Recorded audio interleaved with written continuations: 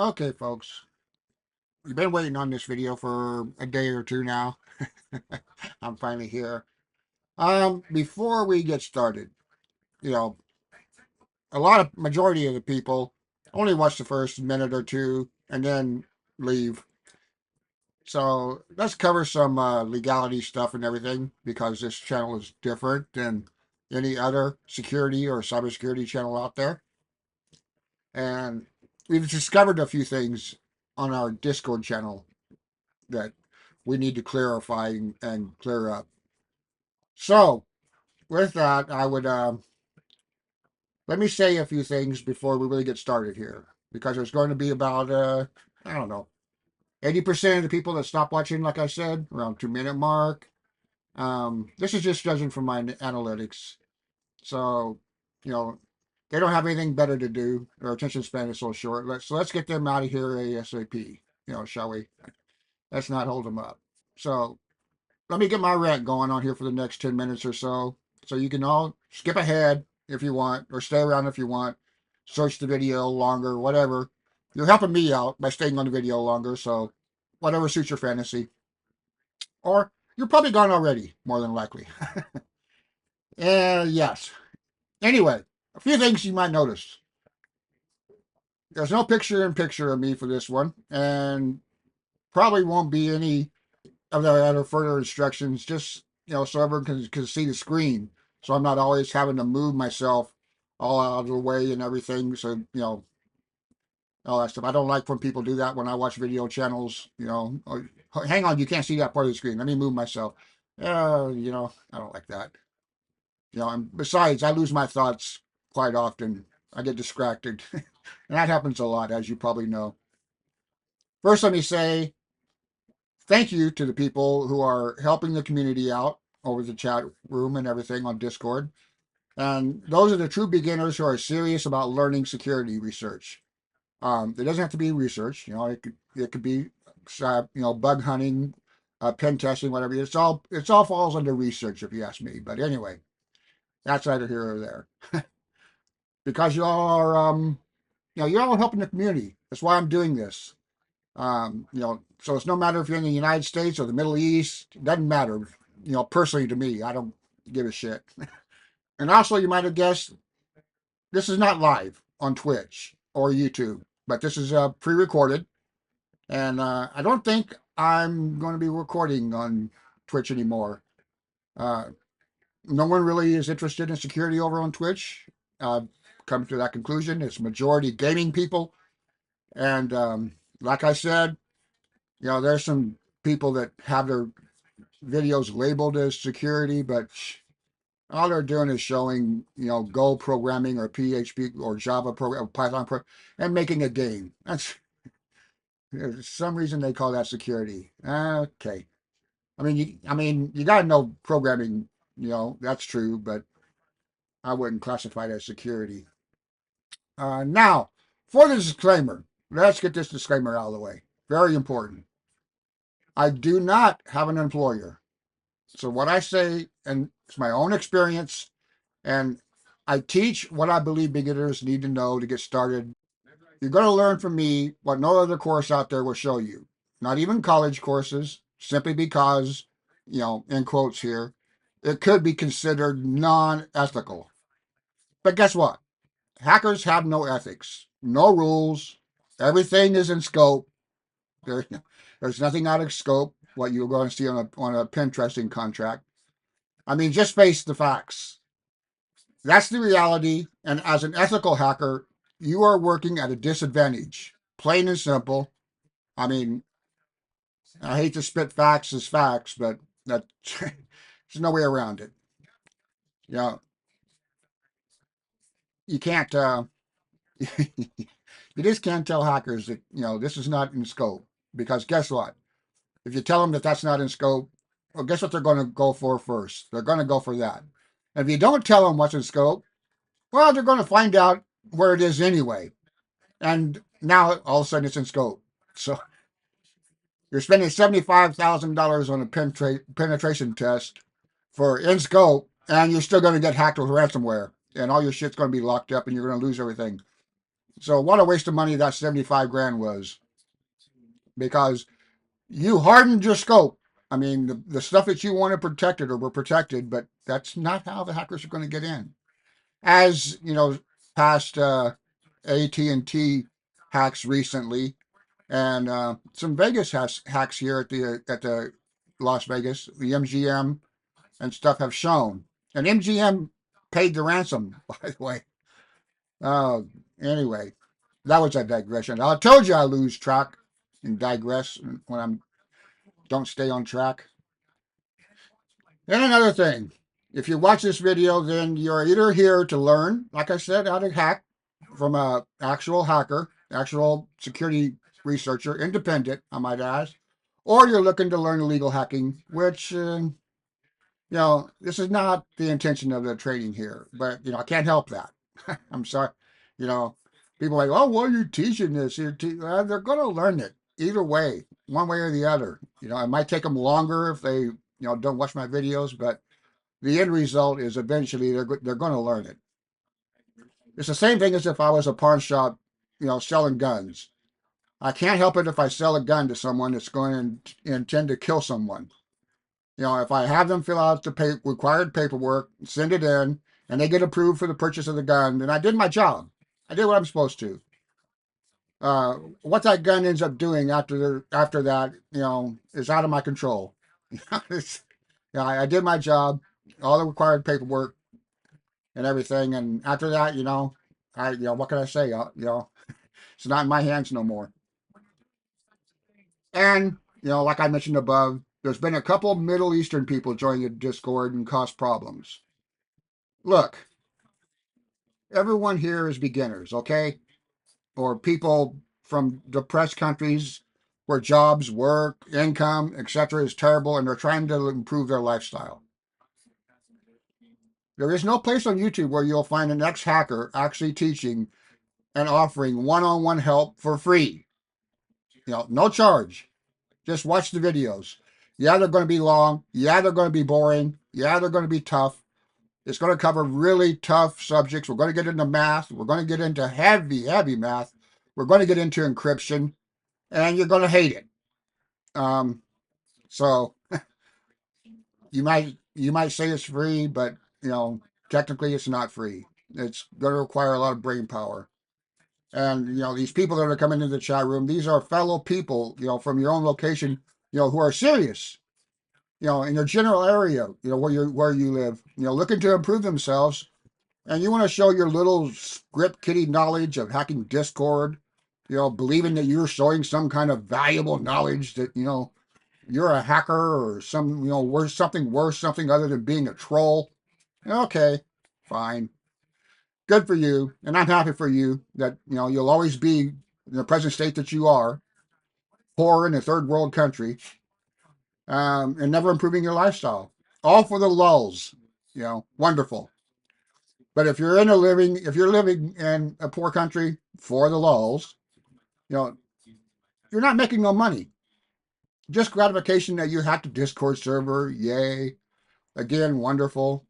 Anyone that knows how to run a terminal command can do that. Just like getting lulls for trolls. If you don't get the response from the victim, that is the fun. If you don't get the lulls, it's boring, and you're just even a bad troll at that now, because you're not causing no entertainment for the lulls community, whatever group that you're with and everything, and you're just an embarrassment now. Because you already have, personally, I already have emails of all the serious members. If the server does get hacked, took it over, or whatever, I'll just move it to an already waiting membership. Oh, hang on. Let me get back in. I'm sitting here and my login is expiring. But I'm, I've already got emails of all the serious people, that I know. They're in a different Discord role, so they're separated from all the new people coming in, and everything. And I'll just move the server to a server that's already waiting. It's no big deal. And if that doesn't work, I got a website waiting for a membership where, I've got a Vimeo account, and I'll just put my videos up on Vimeo, and I'll put it on my own server, and you know that won't be taken over or deleted and everything. And that might actually be funner. Is that a word? That might actually be better for the new people, because I'm sure we'll get hacking attempts to get into the site, and you guys can actually see what it is to defend a server. So, go ahead and take the existing server down. You're just going to ruin it for all your comrades. Other people in your country that and one of them might be in the server now. One of them might be the people that end up transferring over. But everyone that's in the server right now, I already know. I've spent time with and everything. We've talked and chatted and everything, and they're in it. They're in it seriously to learn. They're not here screwing around. So remember, you know, growing the Discord server to 1,000 people is not my goal. I mean, that's not what I'm doing. It. My goal is to teach people who want to improve their life, to get a job in the industry or get into any part of the security industry. That's what I'm here for. Excuse me. I swallowed wrong. Yeah, I could cut that out, but who cares? This is raw video here. No fancy editing. But yeah, anyone that's looking to get into the industry, I'm all for it, because it just short people so bad. There's just not a lot of qualified people, coming out of schools and that can pass the certs and get in. So that's all there is to it. So same goes to the YouTube channel too. There's another YouTube channel over on Rumble in case YouTube decides to take the video down or the channel down. And if something happens on the Rumble thing, like I said, we'll end up on my own server. I got no problem with that. So I guess now we can you know we can get started on this a little bit. This is just an introduction, if you will, because after this video today, you guys really, really need to think seriously about if you want to get into this or not. Because, like I said in the introduction, this is, I cannot stress this enough, okay? I don't want to brag about, my own IQ or anything like that, or any other hacker out there. I'm not the only one, but listen, this is tremendously difficult. And that's why I laugh at these YouTube security channels, because there is so much shit that you guys are going to have to learn and try to figure out that it just isn't funny. It really isn't. I mean, sure, you guys have seen encryption keys, PGP keys and stuff like that, and everything, and encryption and code. You've seen JavaScript encrypted and everything like that. AES and DES. Well, you might not know a lot about that yet, but yeah, encrypting is math up the yin yang. And the reason I say that, encrypting itself is no problem. But you see, you guys need information, and information is encrypted. So here comes the problem. You guys got to figure out how to reverse that. You need to figure out how to reverse the encryption. Now, some of it is easy. Recognizing base 64 and knowing that there's a decrypt base 64 is easy. No, easy peasy, no problem. But when you get out there in the field, you're going to find that there's hell of encryptions out there that you've never even seen before, that are intended to protect very, very sensitive data. So how are you going to go about that? How's your math skills? How's your algebra and all that fun stuff up from there? Forget multiplication, division. Where you flew way past all of that. You're into the good, formula stuff and equations stuff and everything. Um, like I said, that's just encryption. That's not getting into networks or anything, which we are about to go to here. Let me open up here.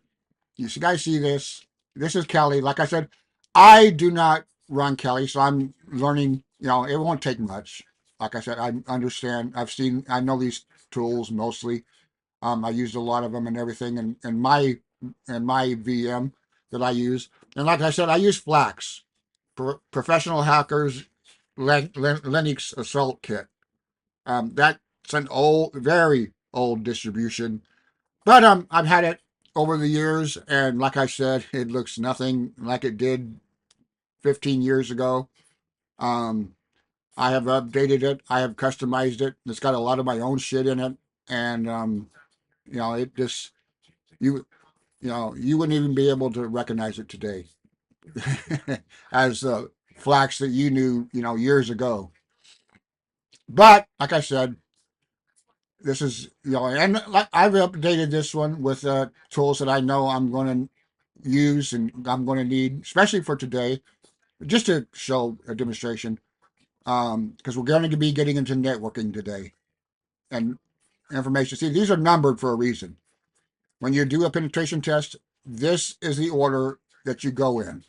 You first start out with information gathering, and you should spend a great majority of your time right here, over 50%, because this right here is more important than all of this stuff down here. This information gathering, this coming from a hacker. Now, let me tell you, this information hacking is going to have to go into a database. It's going to have to be configured in a certain way. And you're going to have to make an algorithm. You're going to have to make an algorithm kind of like what Google has in their algorithm, because the search speed of it is very quick, and you're going to have a lot of information, a lot. We're talking data mining here, and you're going to have to know how to plow through it to pick out things that you want and stuff. But it's this information gathering stage that is going to stop you from getting caught, because I'm going to tell you something that you might not realize. You might have heard it in a movie before, but you might not realize. Information is king. Information is not money in itself. I mean, money is money, but information, the right kind, can command a lot of money to not be public, to not be put out there, um, or just that you know it and you know how to get into things and out of things without anybody else knowing. So, yeah, information on its own is just information, but used in a creative way, uh, it can have value that is unmeasurable.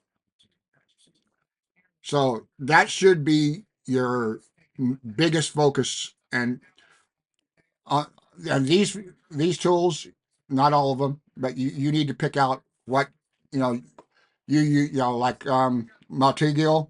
This is an installer, so I know it's not installed on here, but you got to install it. And there's a paid. Of course, you're going to have to get the paid version if you're going to get serious about this.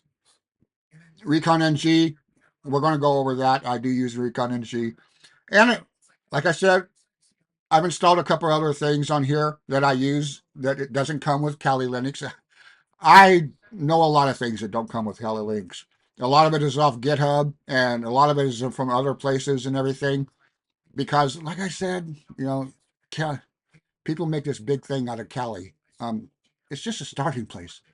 It's where everybody starts. Don't think you're anything special because you got a VM with Kali in it.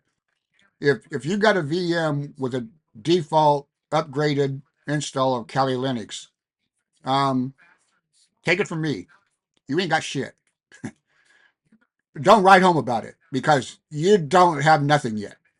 You're not even started. So, yeah, just understand that.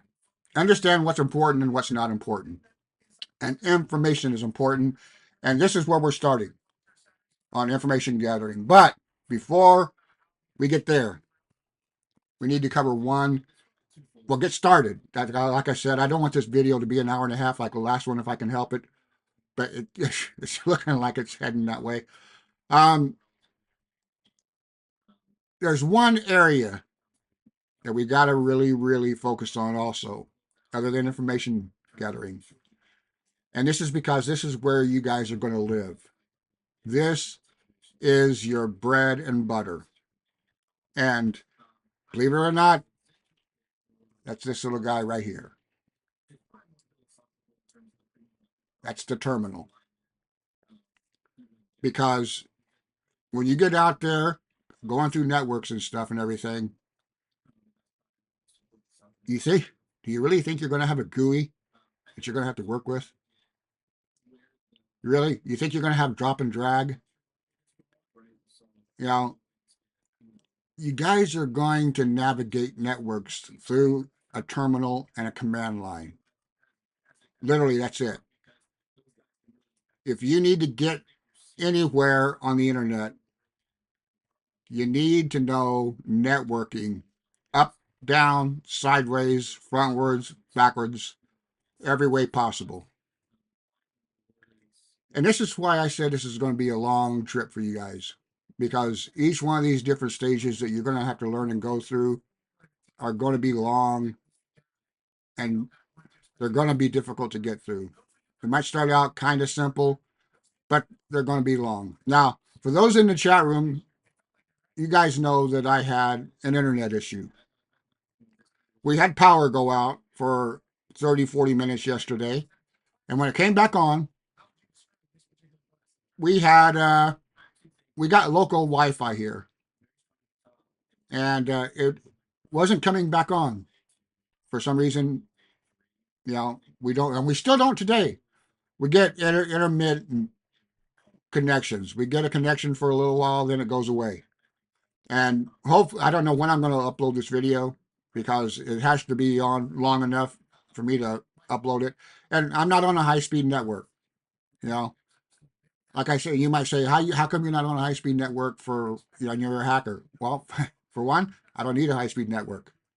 Like I told you, I don't use GUIs. I don't use I navigate anywhere through a terminal and a command line. And that's just plain text. You could use dial-up to send text commands. So don't think you need anything fancy to do this. You just need to know how to run the terminal and know how to navigate networks. But you see, I lost my thought. I digressed there and forgot where I was going. But anyway, this is very important. You need to know networks and my Wi-Fi. So yeah, we couldn't get Wi-Fi. So there's a problem.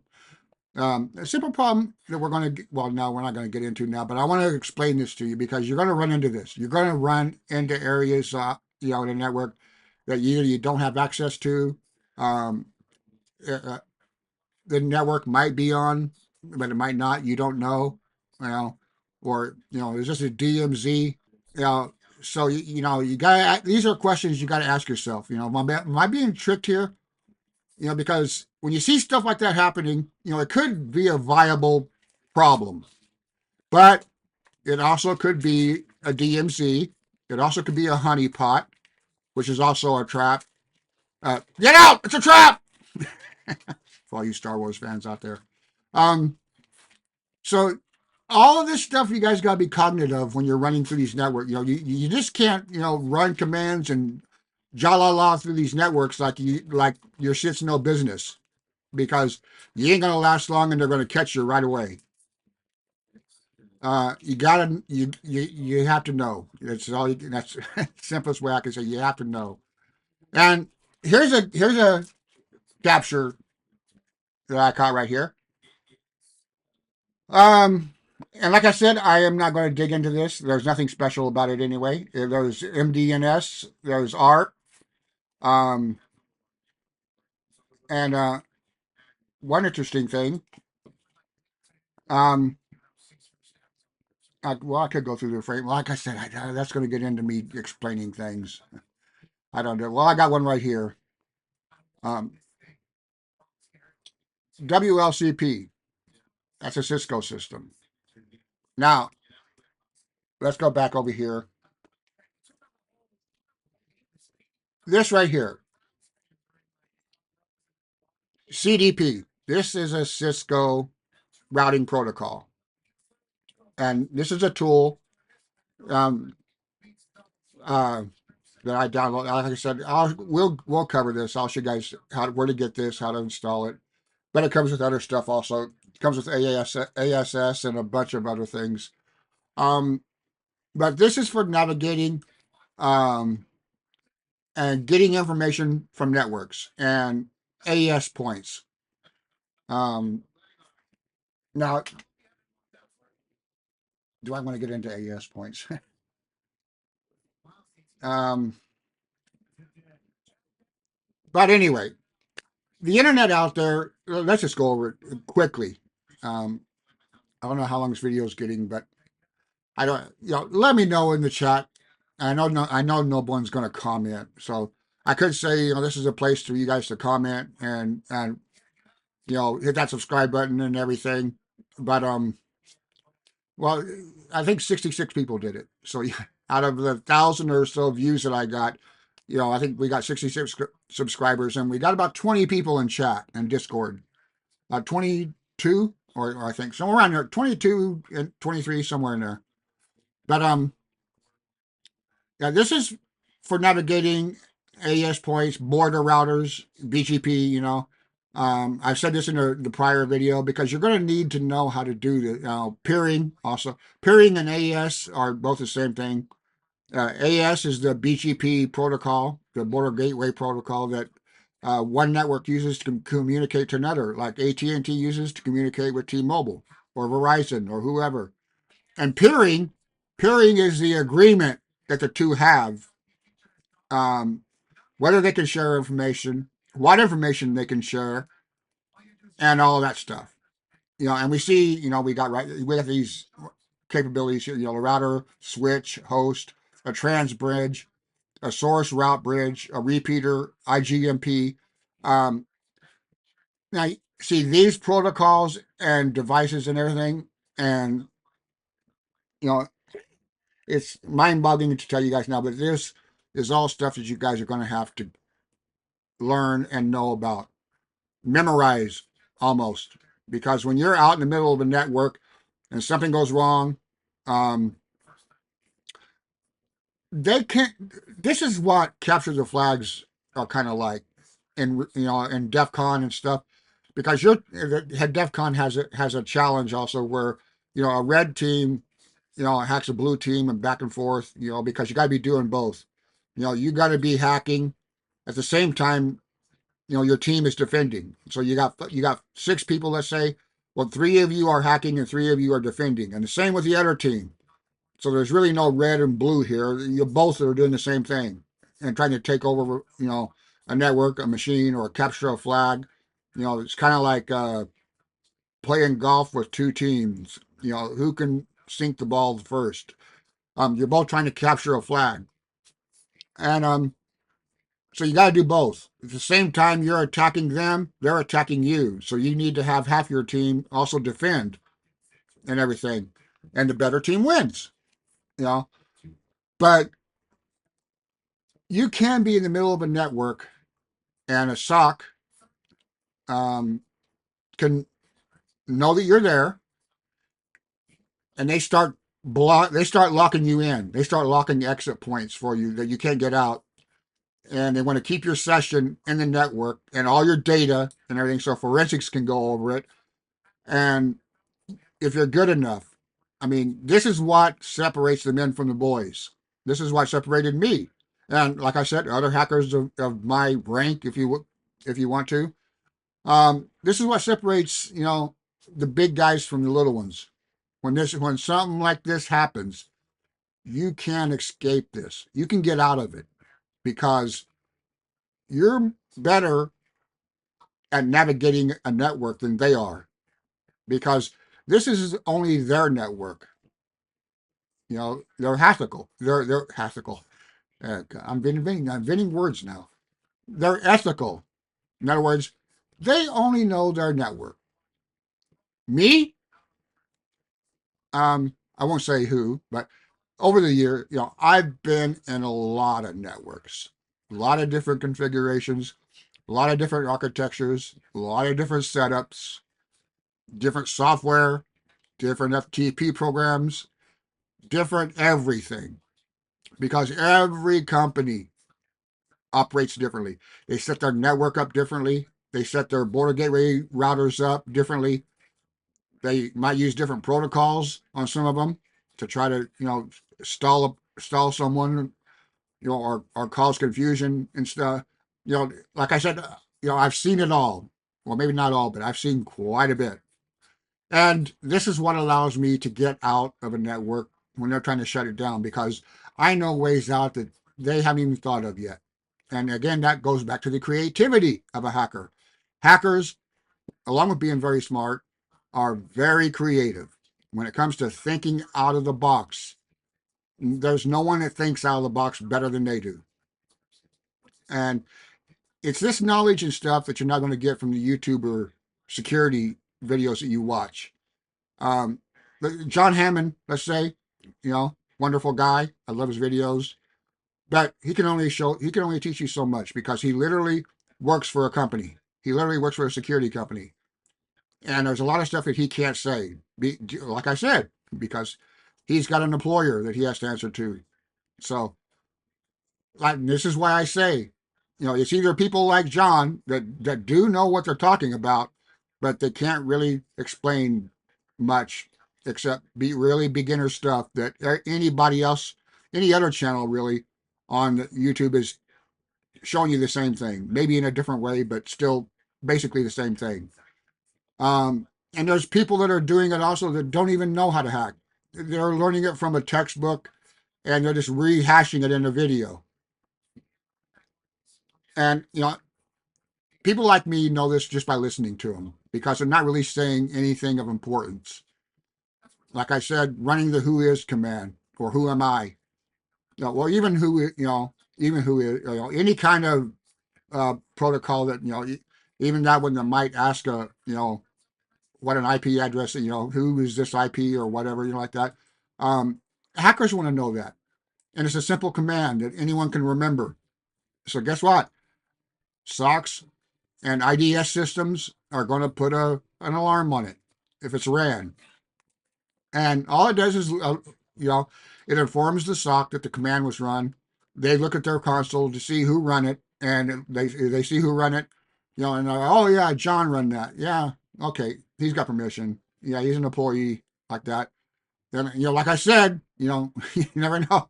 You're like, wait a minute, Henry ran it. Isn't Henry on vacation?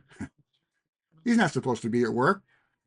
And again, I said it in the last video, and I'll say this all. You're going to hear me repeat stuff because it's that important.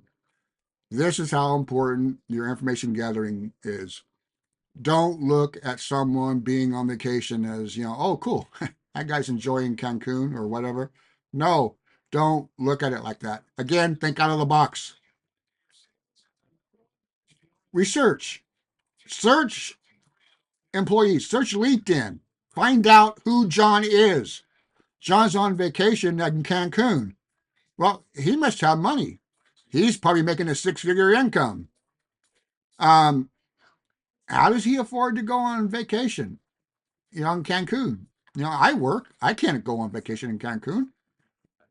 So let's find out what exactly John does. Search LinkedIn profiles. You'd be surprised at what people put on there. But you just might find that he's an administrator, a network administrator, or a sysadmin or something. And here you get into the, network. You search the password file, get a bunch of hashes and everything. You crack them with, whatever, John the Ripper, whatever you're using.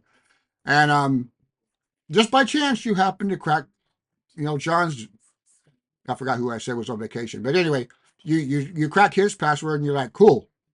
I got it. I got in. Apparently this guy's an administrator. Awesome. I've got power now. I got root, and you're running commands when Sean's on vacation, and you somehow, in your dumbness, you didn't do that much research, and you didn't get that information, which you should have. So this is why spending a lot of time in information gathering for a lot of different things. That's only one scenario.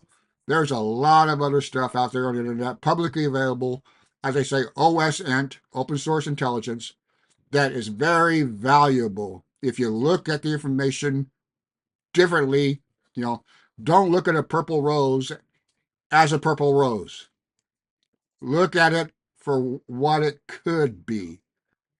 Don't look at a tree trunk as a tree trunk. Now, could I cut a slice of that tree trunk off and put it in a CNC machine and make a guitar body out of it? Electric guitar body? This is what I'm talking about. Look at stuff and how you can see it differently than what it literally is. Because this is what hackers do. They look at programs and they say, okay, it's an FTP program. Well, it transfers files and all that, but it also communicates on the network. I wonder if it has any security vulnerabilities in it. Can I get privilege escalation by reverse engineering the binary and finding out if I can get a buffer overflow or something, and I can inject my own commands into it? Exactly what can I do with this, FTT program? How can I use it? My target is using this program in the network, extensively, a lot. This is pretty much their main FTP program, and they're a large corporation. They've got a lot of nodes. They got a lot of IP addresses. Their network is large. So, done right, I can hide in there pretty well because, I got a lot of traffic around me.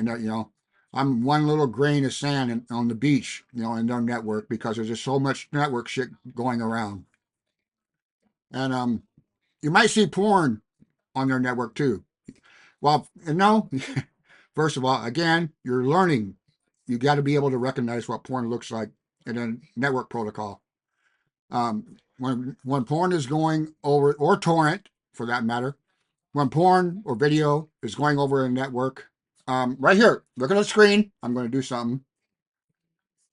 T-Shark. There. It's the command line version of Wireshark. And again, you have to memorize how to use this. Yes, it's not fancy. It's not colored.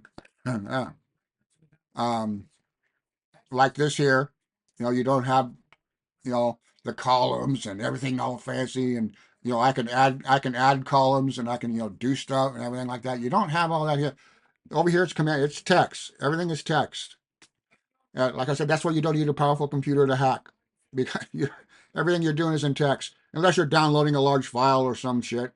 Um, Maybe installing a large program, but from my experience, GitHub program, command programs that tools that you're going to use in Kali Linux, not like, you might have a couple hundred megabytes on one or two or something like that, but for the most part, there's a lot of shell scripts, a lot of scripts, bash scripts, JavaScript, there's a lot of different, small stuff that goes with them and everything. And, there's just not that large, but yeah, you might see torrent traffic, porn traffic, and if you're a penetration tester, doing a penetration test, and you're, looking for vulnerabilities or whatever the contract says you're looking for and everything, and just by chance, you happen to see some porn going there, you happen to see some torrent traffic going in this corporation network.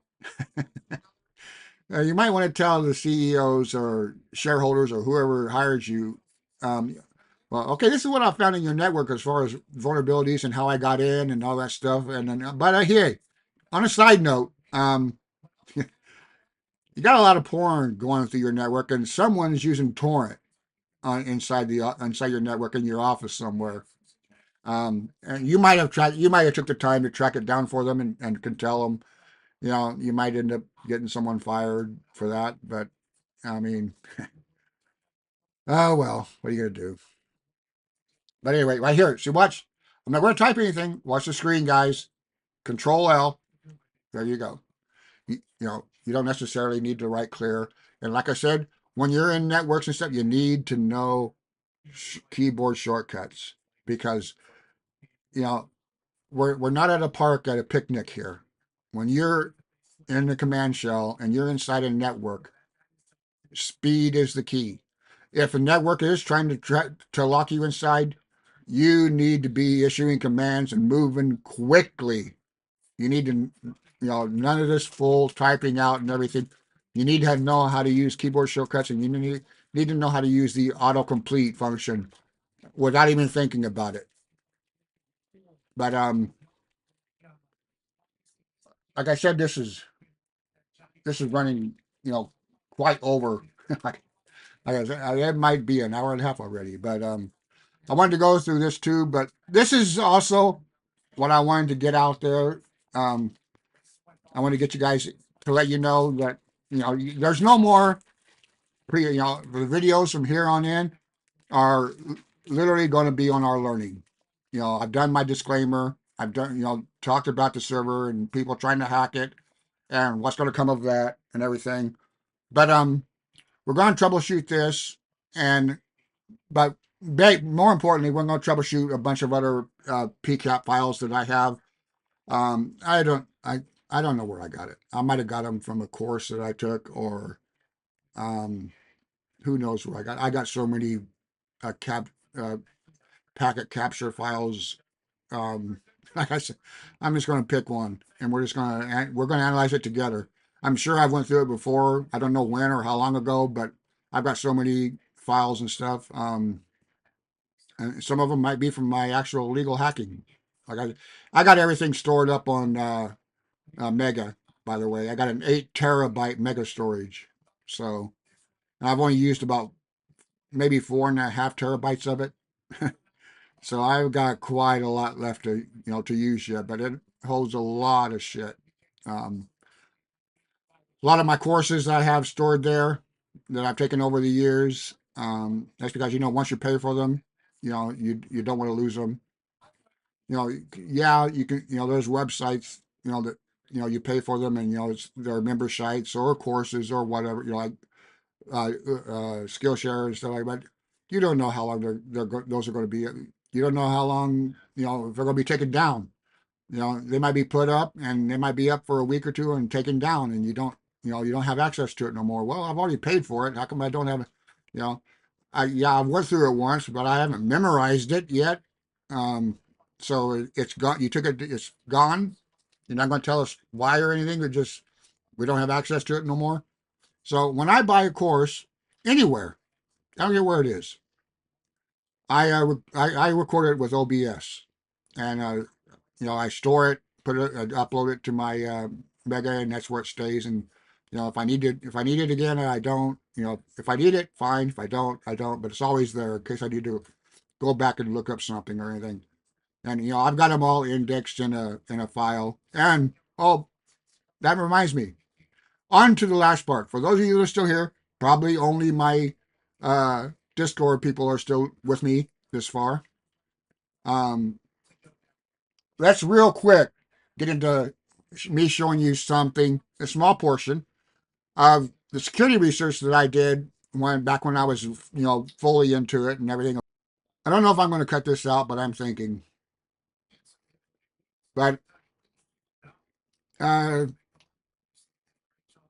I guess you could use gray hat if you want to. This is a controversial topic. They call it. Well, we don't call it this. In our world, but the media has put a name on it called hackback, and that's when someone hacks you, and basically, it pisses you off and everything. So you turn around and hack them back. Um, a lot of hackers are like that in the real world. I'm not talking security researchers or anything. And this is what makes hackers great. This is what makes them different than ethical hackers.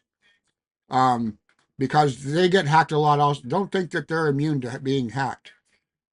Just like in the DEF CON challenge. When you're out there in the real world, hacking and stuff, uh, you might be in a network and another hacker's in that network, and hey, he wants his shit too.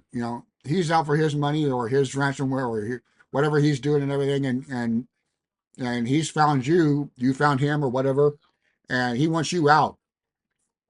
And what a show that is when two hackers are in a battle inside of a large corporation network. And yes, it has happened.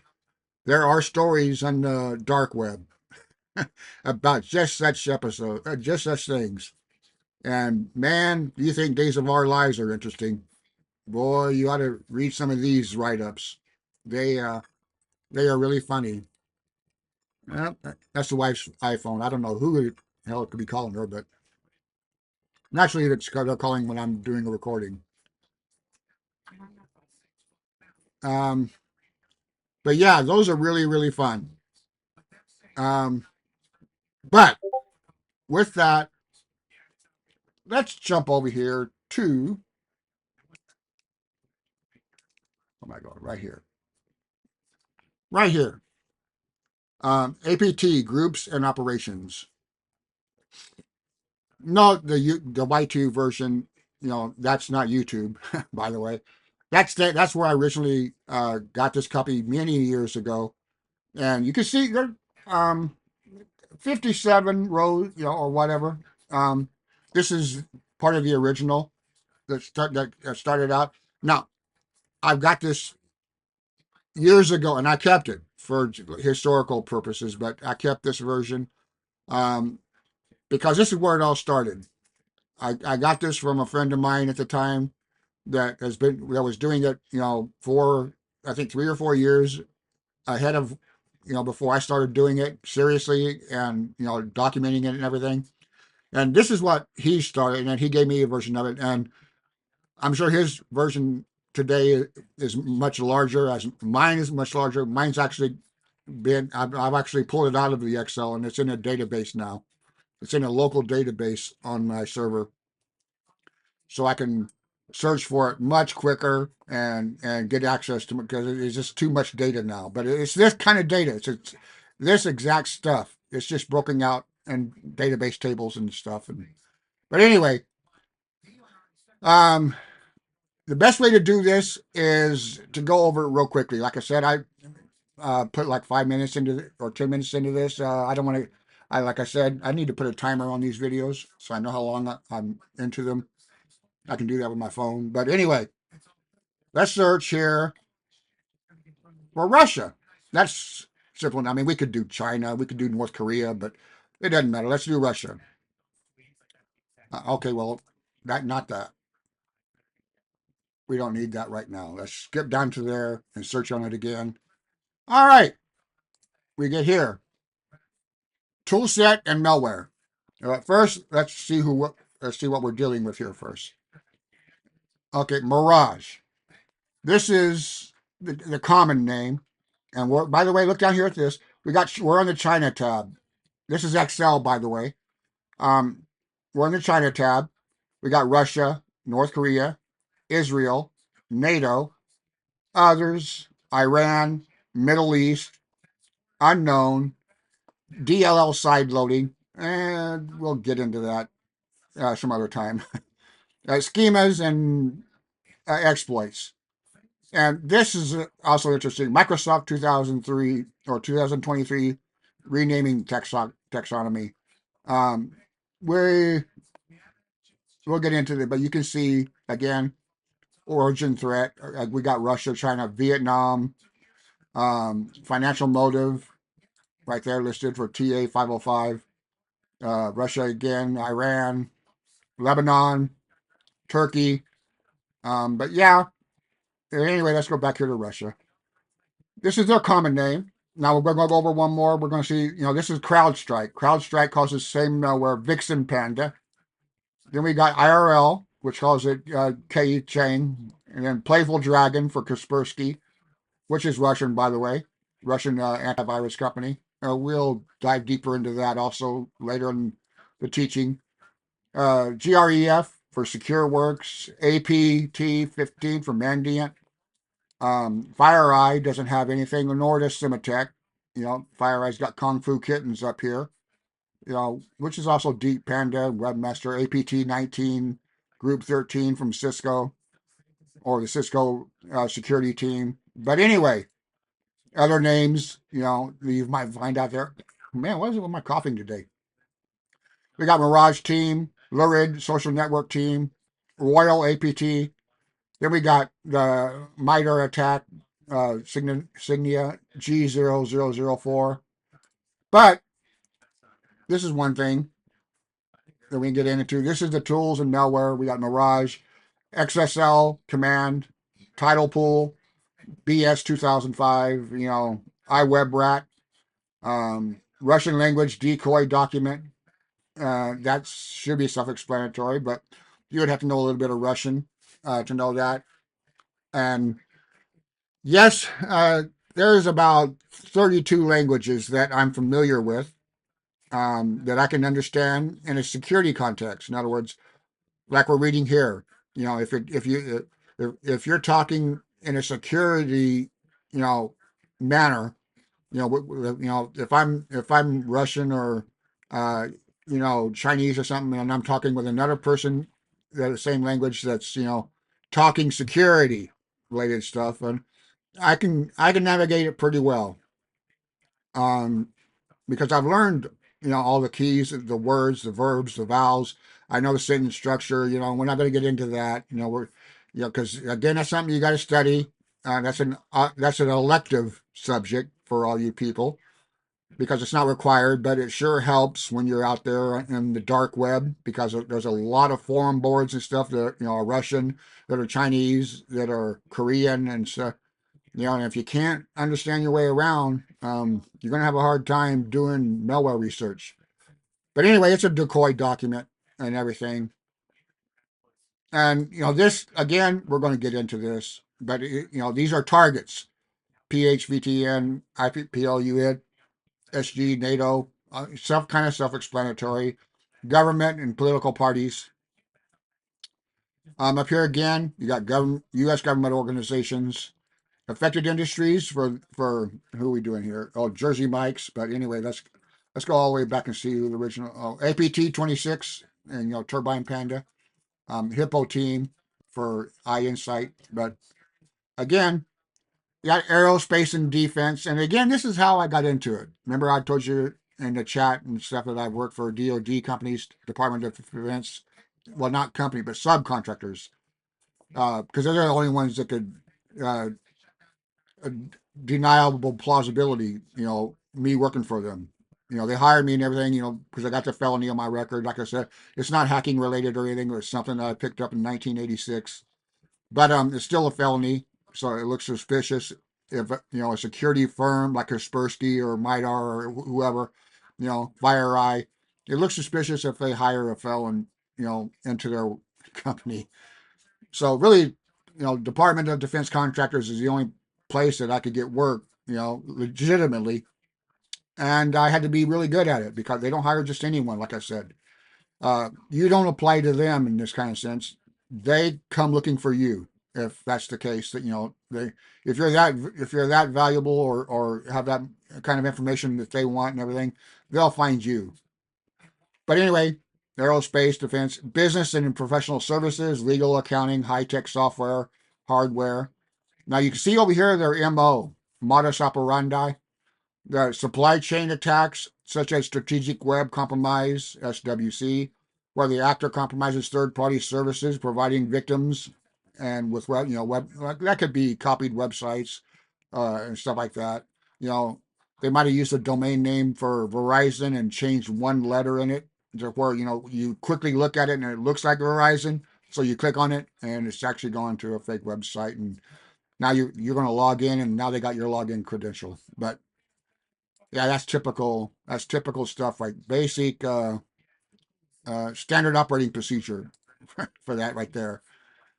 But anyway, like I said over here again, GameForge, Valve, TeamViewer, Siemens, same stuff. This overlaps to like Shell Crew, Hidden Linux, different Deep Panda again, which we saw back over here again. Wicked Spider, also another organization. And then general comments, use skeleton key on DCs.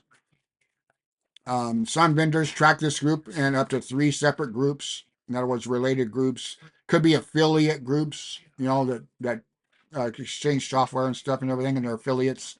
They get paid a commission and stuff for different information, tools they might sell, and stuff like that.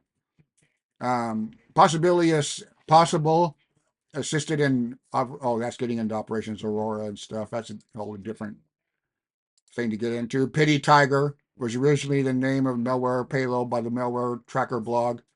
But you see this information, and like I said, this goes on. Here's Russia's tab for the same exact thing. It's a little bit bigger. We got a lot more names: Czar Team, Group 74, Group 88, Waterbug, Turla Team, Krypton. But yeah, you can see there's a lot more. Iron Viking, and that was from Secure Works that did that. Then we got over here operations that they named, kind of like how our government used operations over here in China. We saw that operations thing up here somewhere, but Russia does the same thing, but they run their own operations with their stuff. And like I said, this could be up to 7 or more operations and stuff. Again, we have the same thing: tool set, system info, net list, all that stuff. All these, here's the CVE exploit 2014, 4114. So that's later in the year, probably midsummer, early winter, for that, when that came out. Olympic Destroyer, again. This threat actor targets industrial control systems using a tool called Black Energy. You can search Google if you want to know about Black Energy. Associated with electricity and power generation for espionage, denial of service, and data destruction purposes. Ukrainian energy sector in Eastern Europe. And again, we're on Russia. And look who's attacking Russia. I mean, look who's attacking Ukraine right now. Russia. So, yeah, Russia and Ukraine have had a thing for a long time. So, this one right here, Turtle Family. We got the Swiss Defense Department, USA listed here. But then look at this one, that PowerShell. Let's go over. Let's check it. Red Curl. Oh yeah, how can we forget them guys? But look who's in there. Target: Russia, Ukraine, Canada, Germany, the United Kingdom, Norway. Many targeting sectors of construction companies, financial and consulting companies, retailers, banks, insurance companies, law firms, travel agencies. So yeah, they're kind of on the gamut there. And right here, corporate espionage and theft of documents. That's their comment section. Down here, we got the malware was dubbed Ghostnum because it combines the stealth of a previous malware strain called that, and then capable as a Gozi banking Trojan. So yeah, a lot of these organizations get creative in their naming, but this doesn't stop. This goes on. Like we're into Iran now, and Bank of America, J.P. Morgan Chase, Wells Fargo, their targets, their tool set, tools they might use, and like I said, you get the idea of this, and here's the Middle East, you got unknowns and downloads and a bunch of other stuff. But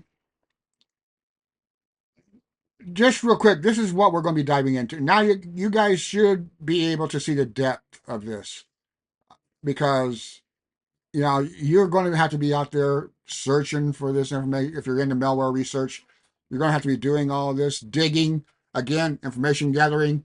Where is this stuff located? A lot of it is on the dark web, so you have to be very, very comfortable being on the dark web and not be afraid of it and navigate it confidently, because it is a hostile area.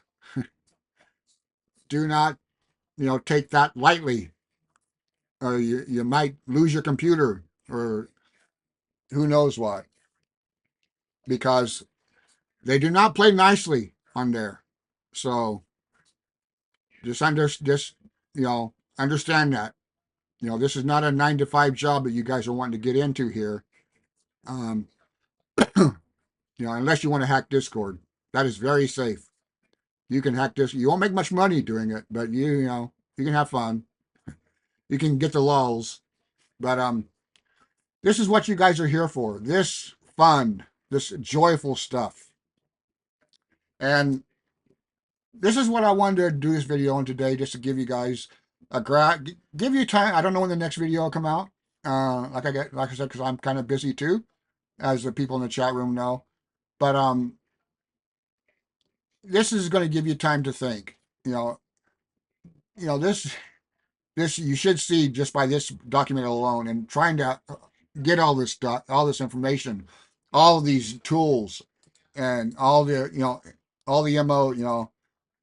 How do how does someone get these mo? How do you know mos even? How do you know that the mo that a certain organization? Well, it comes from studying, searching, using Google Dorks, digging for documents, PDFs, Excel documents, Word documents. And you might come up when you're looking for Russian, like let's say any of them, Russia, China, Israel, any of them. When you're looking for a specific PDF, let's say, on a certain topic, and you're looking for, you're looking literally into Israel networks, and this is where the AS and networking come in. You're going to have to learn how to hack RIR. And like I said, I do not have time to even get into that yet. But those are databases of all the AS, all the network information, the border gateway protocols, what networks belong to what networks and stuff, the RIRs and stuff. Each country, there's only 7 of them. Each country has their own database where they register all the networks in their country or the area that they're, in charge of. And these are scattered all over the world. Like I said, 7 of them. Well, questionable. Some might say there's a couple more, but again, we're getting into gray area here. There is a couple more, but they're not known and they're hidden, and for obvious reasons. Foreign nations, military power, the government, and government's military and everything. These places, like I said, need their own network separate from what everybody else is using to communicate and stuff. And their networks need to communicate the same way ours do. They got to have RIR databases, so they can know how to traverse one network to the other and everything, and maybe peer information, so they know who can talk to who and who can't, and everything. And again, there's a whole other, this is why we're starting out in networking, because this is where you guys are going to live. Hackers don't literally go to Russia or go to China to do stuff. Hacking is done from your computer at your desk in your home, bedroom, wherever you're at. If you're in a third world country, you're probably in a shack or something, and that is not funny. I know hackers that do that, and they're very damn good, and they've got really good internet connection. Like I told you, it doesn't matter, but they're doing more than hacking also with that high-speed internet. But again, that's a different topic for a different day. But yeah, that falls into the category, don't judge a book by its cover, because you're going to get fooled every time. But anyway, hope you guys enjoyed this long ass video again. It's probably another hour and a half. You guys can hit me up in the Discord, when it gets uploaded. I don't know when I'm going to get a stable enough internet connection to upload it yet, but we'll see. And with that, we'll see you guys in the chat room, and we can talk about this and anything else that you want to bring up. And we'll see you.